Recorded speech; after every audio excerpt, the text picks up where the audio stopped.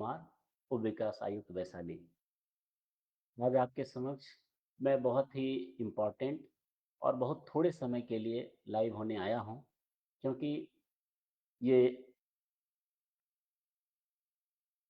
ये जो समस्या है वो प्रायः सभी लोगों के साथ हो रहा होगा या होने वाला होगा, या यूँ कहा जाए कि चर्चा में सभी लोगों के बीच में है। और वो है ग्रामीण आवास के लिए जो सर्वे का कार्य चल रहा है, और जो ग्रामीण आवास की यूनिट हम लोगों को मिली है और उसको जो हम लोगों ने प्रखंडों और पंचायतों में बाँटा है, उसके सैंक्शन को लेकर के हो रहा है। मैं उप विकास आयुक्त होने के नाते बड़ी ज़िम्मेवारी पूर्वक आप लोगों से अनुरोध करने आया हूँ कि ग्रामीण आवास के सर्वे के लिए भारत सरकार के द्वारा हमारे जो पंचायत स्तर के ग्रामीण आवास सहायक हैं, पंचायत सचिव हैं, पंचायत रोजगार सेवक हैं, जहाँ जो उपलब्ध थे उनको सर्वेयर के रूप में चिन्हित किया गया और उनके द्वारा सर्वे का कार्य किया जा रहा है। उनका सर्वे का कार्य एक सॉफ्टवेयर के माध्यम से हो रहा है, और जो योग्य लाभुक जो पात्रता रखते हैं, उसका वार्ड वाइज हम लोग सर्वे का कार्य करा रहे हैं। इसी प्रकार महादलित विकास मिशन की ओर से जितने अनुसूचित जाति, अनुसूचित जनजाति के वैसे परिवार जो पात्रता रखते हैं ग्रामीण आवास का, और उनका कतिपय कारणों से अभी तक आवास नहीं मिला है, उसका भी हम लोग सर्वे करवा रहे हैं। लेकिन ये सूचना छन करके आ रही है, और ये सूचना इतनी गंभीर है कि माननीय मुख्य सचिव और हमारे विभाग के माननीय सचिव महोदय के द्वारा भी यह हम लोगों को बताया जा रहा है कि सर्वे के नाम पर काफ़ी राशि की उगाही भोली-भाली आम जनता से की जा रही है।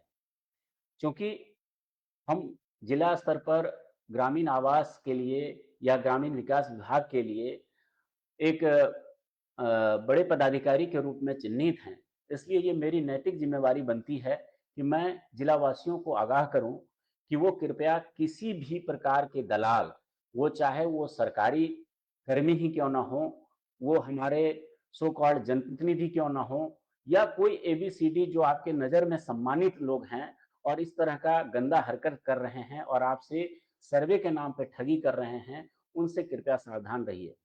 और करबद्ध अनुरोध है, बार-बार अनुरोध है, इसके संबंध में मैंने 2-3 बार प्रेस विज्ञप्ति जारी करके, बिहार सरकार ने प्रेस विज्ञप्ति जारी करके आम जनता से अनुरोध किया है कि इस निमित्त किसी भी प्रकार की राशि की उगाही जो की जा रही है वो अवैध है, और ऐसे लोगों को पकड़ करके तुरंत थाने में ले जाने की आवश्यकता है।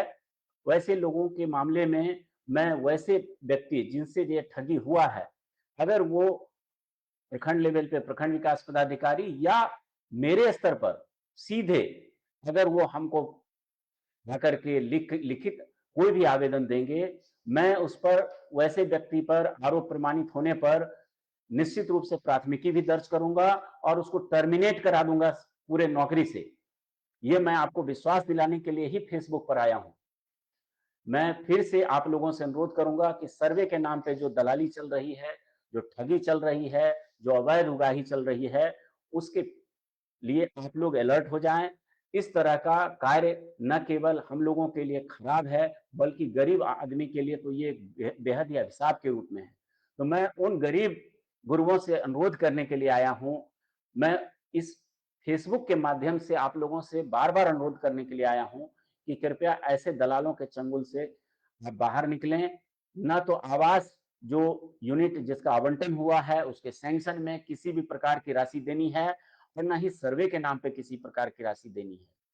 तो यहाँ पे सर्वे जिनके नाम पे ऑलरेडी हो गया है, और जो यूनिट हम लोग को आवंटित होकर के प्रतीक्षा सूची के अनुसार से हम दे रहे हैं, वो प्रतीक्षा सूची में अगर आपका नाम है तो आपको आवास मिलेगा। प्रतीक्षा सूची में नाम नहीं है तो सर्वे में नाम डलवा लीजिए। जब यूनिट आपके नाम पे आएगा आपको मिलेगा। इसमें पैसे का कहाँ से दिक्कत है समझ में नहीं आ रहा है, और किस लिए दे दिया जाता है। यदि आपको ऐसा लगता है कि कोई भी मेरा सरकारी महकमा इस पूरे कुचक्र में अगर सम्मिलित है, तो उसका लिखित आवेदन सीधे मुझे दें, जिला पदाधिकारी महोदय को दें। निश्चित रूप से 1 सप्ताह के अंदर उसको उसकी स्थिति बता दी जाएगी कि वो उसको कहाँ रहना चाहिए। चाहे वो जेल में रहेगा या फिर नौकरी से हाथ धो करके अपने घर पे बैठेगा। तो मैं यही फिर से अनुरोध करूँगा कि कम से कम ग्रामीण आवास के संबंध में सर्वे के नाम पे या सैंक्शन के नाम पे किसी भी प्रकार की राशि किसी को नहीं दें। अगर आपका काम नहीं होता है, सीधे मेरे पास आएँ।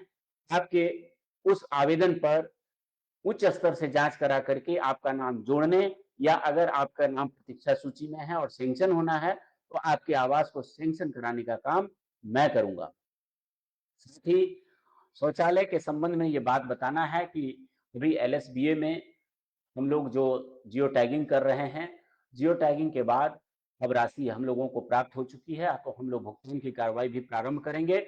इस निमित्त भी यदि कोई प्रकार का दलाल यदि आपको बताता है कि पेमेंट इसलिए नहीं हो रहा है कि वो पैसा नहीं दिए हैं, इसलिए पेमेंट नहीं हो रहा है, तो ये सब गलत बात है। अभी तक एलएसबीए में हम लोगों को भुगतान जो सहायता राशि थी, वो अभी तक नहीं आया था। अब हम लोग इसका भुगतान प्रारंभ करेंगे। हम लोग मनरेगा के कार्य में भी लगातार काम कर रहे हैं और मैंडेज क्रिएट करने का काम कर रहे हैं। मैंडेज में ये बात सब लोगों को समझना चाहिए कि 27 दिसंबर के बाद मैंडेज जो लेबर का पेमेंट है वो कतिपय कारणों से अभी नहीं आया है, तो उसके भुगतान में अभी थोड़ी देरी हो रही है। लेकिन हम लोग एफटीओ जनरेशन का काम कर रहे हैं। जो ही राशि उपलब्ध होगी, हमारे जो मजदूर भाई हैं, उनके खाते में वो राशि चली जाएगी। इसलिए इसके लिए भी कोई भी आदमी किसी को भी 1 पैसा दलाली का काम नहीं होने देंगे। आप लोग अपने-अपने लाभ के लिए अपने-अपने जो हक है, इंडिविजुअल आपका बेनिफिट है, उसके लिए किसी को भी ऑबलाइज़ करने की आवश्यकता नहीं है। यही जिला प्रशासन वैशाली का, यही हमारे उप विकास आयुक्त कार्यालय का और मेरा अनुरोध रहेगा। धन्यवाद। जय हिंद, जय भारत।